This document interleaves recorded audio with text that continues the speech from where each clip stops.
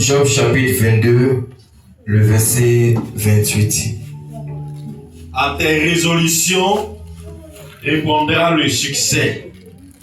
Sur tes sentiers brillera la lumière. Amen.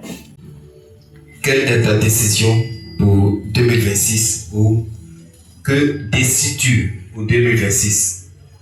Le succès ou la réussite, c'est d'abord une prise de décision.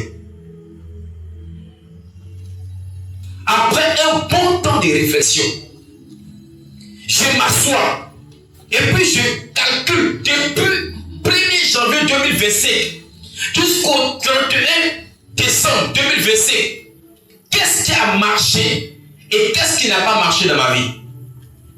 C'est en fonction de ça que je prends une nouvelle décision pour l'année à venir.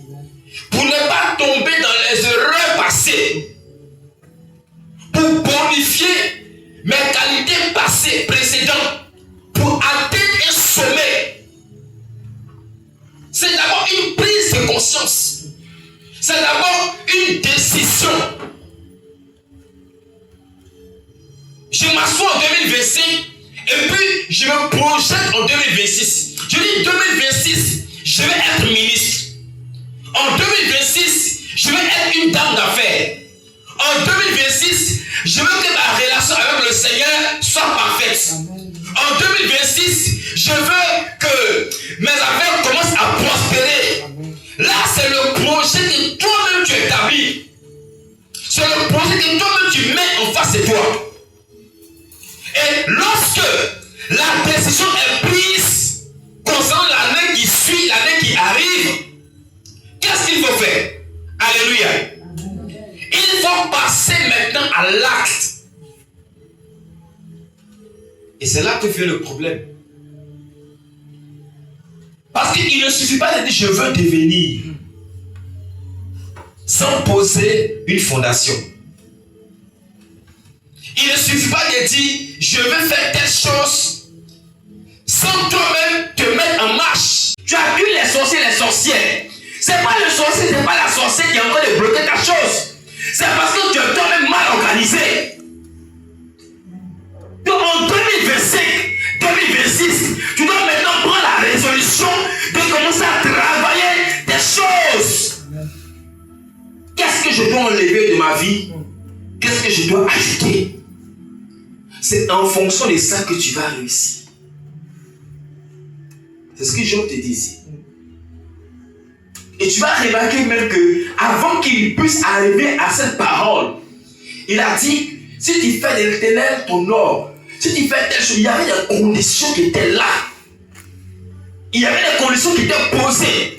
Il fallait d'abord franchir une barrière. Il fallait d'abord franchir une muraille. Il fallait d'abord faire un exercice avant d'atteindre la gloire. Il n'y a aucune gloire qui s'obtient sans sacrifice.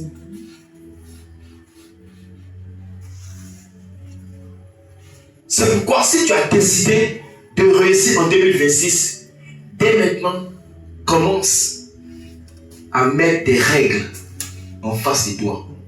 Je dois faire ça, je ne dois plus faire ça. Je dois faire ça, je ne dois plus faire ça. Et je t'assure que si tu as réussi à pouvoir toi-même appliquer les rêves que tu t'es imposés, tu vas voir que ta vie va commencer à changer. Sans que quelqu'un ne vienne prophétiser sur ta vie.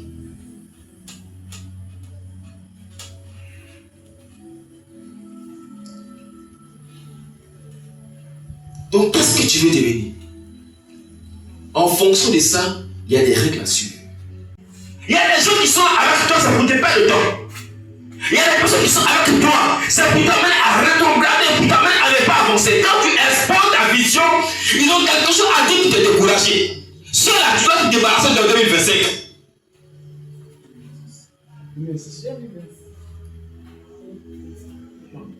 Il doit rester en 2025. Parce qu'en 2026, tu dois entrer seul. 2025, 2026, c'est là où il faut prendre une décision. C'est le camp où il faut réfléchir à ce que tu veux devenir et en fonction de ça, tu prends une décision. Je dois me débarrasser. Je marche avec lui, il m'a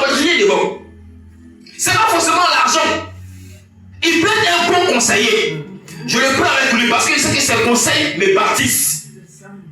Il peut te soutenir financièrement. Il peut te soutenir moralement. Il peut te donner peut-être de l'argent. Il peut te donner des biens. Ça dépend. Mais tant que tu vois que la personne est peur pour toi une bénédiction, il faut la garder auprès de toi. Mais quand elle est un souci pour toi, il faut la libérer. Souvent, il y a des fardeaux avec lesquels on se promène et qui nous créent des problèmes. Et on accuse loin. Alors que c'est tout près. Celui qui devait livrer Jésus, ce n'est pas quelqu'un qui était loin. C'est son disciple, son propre disciple auprès de lui. Donc, la personne qui est en train de te mettre en retard est auprès de toi. La chose qui est en train de te mettre en retard est en toi, n'est pas en dehors de toi, est en toi.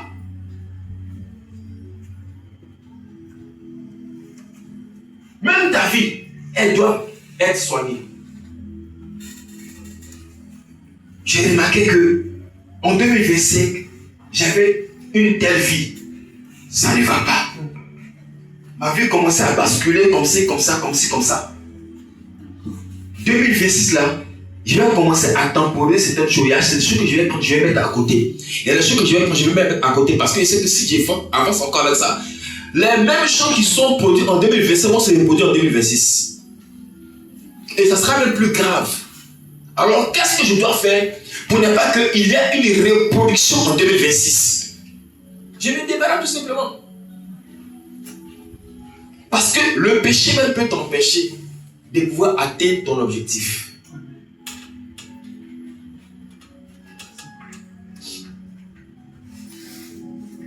Qu'est-ce qu'une résolution? C'est une prise de décision. C'est faire un choix.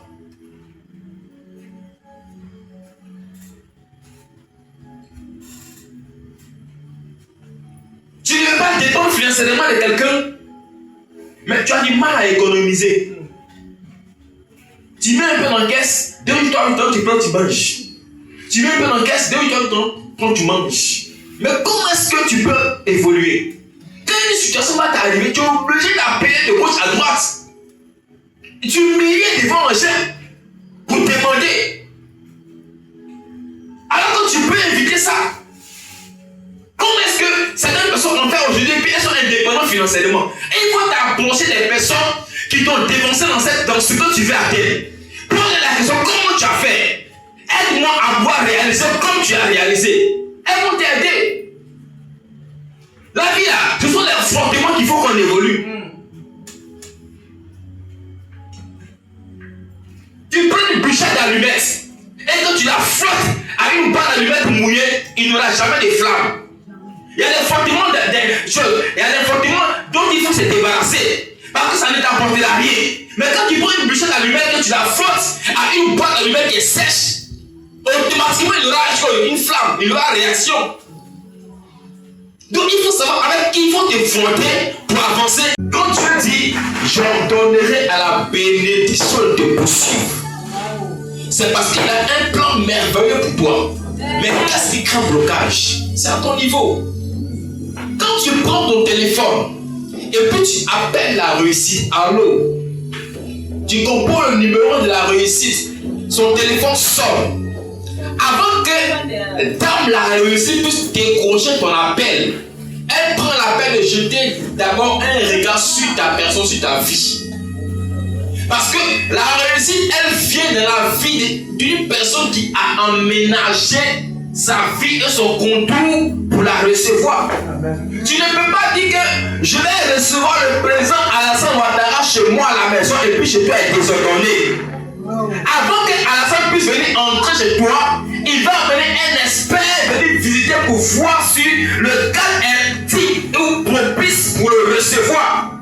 Si c'est pas bon, on va l'appeler pour dire président, il n'est pas encore prêt, il va annuler le rendez-vous. Amen. Regardez, la même chose se passe aux noces, au mariage. Avant que la mariée ne puisse sortir, il y a d'abord quelqu'un qui sera vérifié pour voir si les choses sont prêtes pour recevoir la mariée. C'est quand les choses sont déjà disposées, sont prêtes, et puis on dit à la mariée, tu peux sortir. Parce que le monde est déjà prêt, tout est déjà prêt. C'est pas que tu vas sortir, maintenant on va commencer à placer les choses. On dispose toutes les choses avant que la marée ne sorte. C'est comme ça la réussite fonctionne avec ceux qui l'appellent. Tu appelles la réussite alors que toi-même tu n'es pas organisé. Et qu'est-ce que nous faisons? On appelle la réussite. C'est quand la réussite est en nous et puis on veut aménager nos vies. Il y a des détails que tu vas oublier. Avant de dire quand la réussite vient, il faut prendre le temps. La pluie ne peut pas tomber sur un terrain qui n'est pas encore prêt pour le recevoir. Pour la recevoir, pardon. Ton terrain est rempli d'épis, de gazon. Et la pluie tombe. Quand ta plante va commencer à pousser, les épines qui sont à côté vont commencer à le bouffer, ça va mourir. Avant de prier pour que la pluie vienne, il faut d'abord toi-même arranger ton terrain. Quelle est la résolution que tu vas prendre en 2026? Quelle est la décision que tu vas prendre? Moi, je me suis assis, j'ai beaucoup réfléchi. Et j'ai pris une décision pour moi. Et toi, quelle est ta décision? Tu vas regarder à la vie des autres. Tu vas passer ton temps à raconter le témoignage des gens. Tu vas miroiter la vie des autres pour t'appuyer sur ton son. Tu vas commencer à prendre exemple sur les autres. Ou bien tu vas commencer à jalouser les autres. C'est maintenant qu'il faut prendre une décision. C'est maintenant qu'il faut prendre une décision. Je t'assure, si tu prends à cœur ce message, et quand tu sors de là, tu prends une résolution, je t'assure, ta vie sera plus la même. Toi-même, tu vas venir ici un dimanche et puis commencer à rendre témoignage. Ta vie sera plus la même. Quand tu es assis et puis tu n'as pas l'argent, ça ne te gêne pas. Pour ceux qui ont les enfants, quand ton enfant est malade et puis tu n'arrives pas à emmener l'enfant à l'hôpital convenablement, ça ne te gêne pas. Alors qu'est-ce qu'il faut faire? Il faut mettre beaucoup de choses en place. Un système en place qui va te permettre de pouvoir évoluer. Ça veut dire que même quand tu es au travail, ta bonne résolution peut te donner une position importante. Donc s'il vous plaît, cette année 2026 là, soyez organisés. S'il y a des vies dans lesquelles tu es, et puis tu vois que ça te fait régresser, il faut abandonner. Il faut abandonner. Il y a des habitudes que tu as commencé à voir depuis 2025 qui est passé. Et puis ça t'a mis en retard. Cette année 2026, il faut dire Seigneur, aide-moi à abandonner ça. Tu vas voir que quand tu vas commencer à soigner ces habitudes-là, tu vas commencer à souffrir à toi. Les choses vont commencer à souffrir à toi. Les choses vont commencer à souffrir à toi.